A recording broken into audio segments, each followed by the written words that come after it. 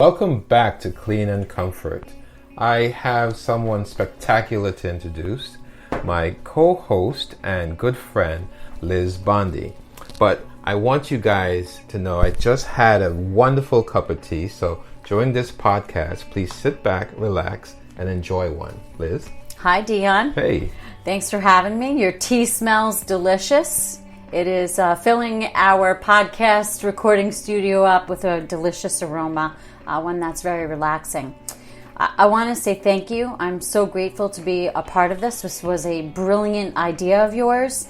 And as far as we know, there are no other podcasts that are speaking about healthcare, environmental services, leadership challenges, infection control, and training, and how our teams work to support all the care teams in the hospital and help care for our patients. Yes.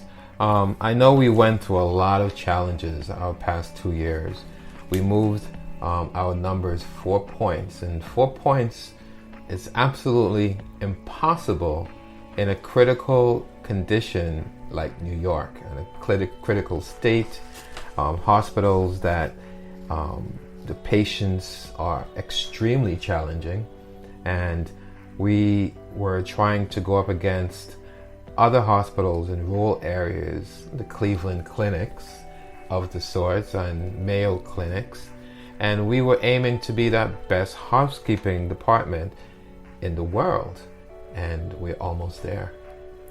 So our journey really started from a place of safety. Yes. Safety for our patients, safety for our staff, supporting our zero harm policy that we have, and moving our patient experience needle from the high 60s into the mid 70s was not easy, but it was a wonderful journey, and one that we are hoping to share with our audience and share our best practices and be able to grow and learn from some of our guests that we'll be having on the show. We're going to be talking about our guests. We're going to be talking with industry influencers and positive disruptors, and we're going to try to help other environmental service and support service leaders out there, help answer some questions, talk about regulations. We're going to talk about some of our toughest challenges, and most importantly, we're going to talk about our wonderful frontline team members that work so hard to keep the hospital clean and deliver great patient care and keep our environment safe for our patients. I love that word, positive disruptors. To me, that means innovation, trying something new, not doing things the old, good old way. Oh, we've been doing this for a long time. Let's stick with it. I think one of the things, well, I don't think, I know because I was part of that definite experience. Part of it was moving the needle. We became creative with new tools, new processes. We changed the way some of our staff members did things. We brought in different products. We brought in different products, and part of the people that's coming in to talk with us are some of our vendors who introduced us, and we seek them out also to find the different new tools, the different new floor care products, the different mops to help keep our environmental staff safer from injury because they were so much lighter. And thanks to Liz for seeking a lot of these vendors out, we're in a very good place.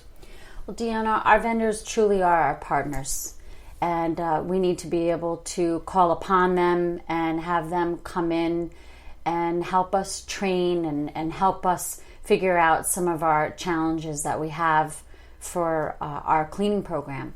So we often forget about our vendors and that they are an available resource that we should use, and we encourage everyone to reach out to their partners and their vendors and see how they can help with training, how they can help with surrounding in the hospitals, and come up with some different ideas and address some of the challenges that we have. I'm glad you brought up rounding.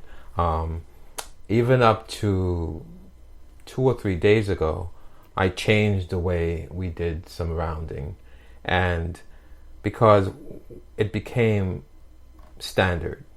And when things become standard, they know we're coming, and they know the same old routine.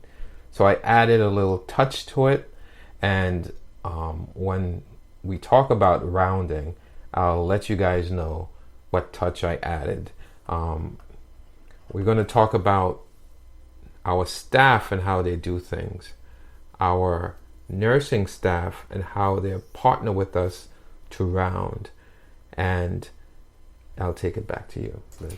Well, you mentioned nursing and our partners, and that's such an important relationship. And we definitely need to, all environmental service professionals need to make sure that they are partnering with our nursing friends, nursing leaders, that we are rounding together, and that we are discussing barriers that our frontline staff bring to our attention. And I think we could probably do an entire podcast on some of the barriers and have quite a lot of people perhaps calling in to discuss some of their barriers, sharing how they've overcome some of their barriers and work together with other teams across the hospital environment to help resolve some of those.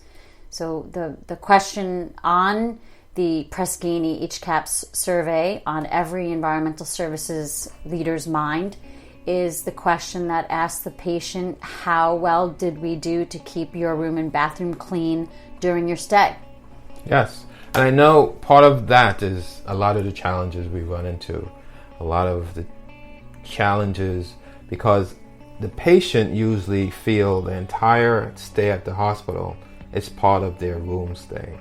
And a lot of times the emergency room is a huge barrier, and how we were able to change their way of thinking so we can get a higher score. Because usually when you come to the emergency room and you get a bad experience, that's the experience of the entire stay.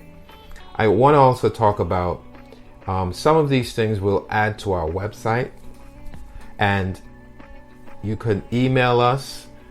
You'll see who Liz is, you'll see who Dion is, and you'll also meet some of our vendors. You can send us an email. All of this will be coming soon, so listen to our next podcast. Stay tuned. We have a lot to talk about. We have a lot to talk about. So thank you for joining us for our second input of this podcast. Our third edition will be Liz, Dion, and someone else. Please stay tuned. Stay tuned and stay clean. Thank you.